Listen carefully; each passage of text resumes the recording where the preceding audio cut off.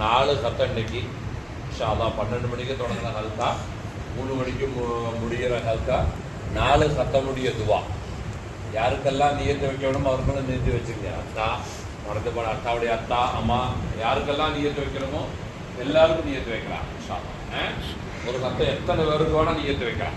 எல்லாருக்கும் சமமாக அல்லாஹ் தாலா அதனுடைய கூலியை கொடுப்பான். ஒரு சின்ன பசங்க சேர்ந்தால் நம்ம அந்த போது இருக்கிறோம் இல்லை, சின்ன பசங்க தான் உண்டாச்சு. அதுக்கெல்லாம் நியத்து வைக்கணும் அவர்களும் நியத்து வச்சுருங்க. மறந்து போன அத்தாவுடைய அத்தா அம்மா யாருக்கெல்லாம் நியத்து வைக்கணுமோ எல்லாருக்கும் நியத்து வைக்கலாம்.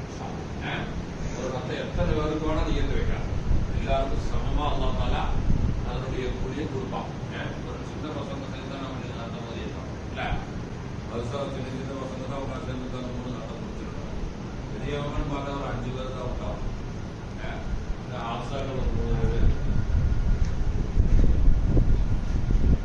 சும்மா இந்த பெரியவங்க கொஞ்சம் நிறைய பேர் வந்து யாசின் ஓதுனாக்கோ கொஞ்சம் குருதாவது ஓதுனாக்கோ இல்லை, நம்மளுக்கு தெரிஞ்சது அவங்க ஓதுனாங்க. ஆனால் நம்ம குரான் கத்த முடிச்சிருக்கோம். துவா இருக்கலாமா?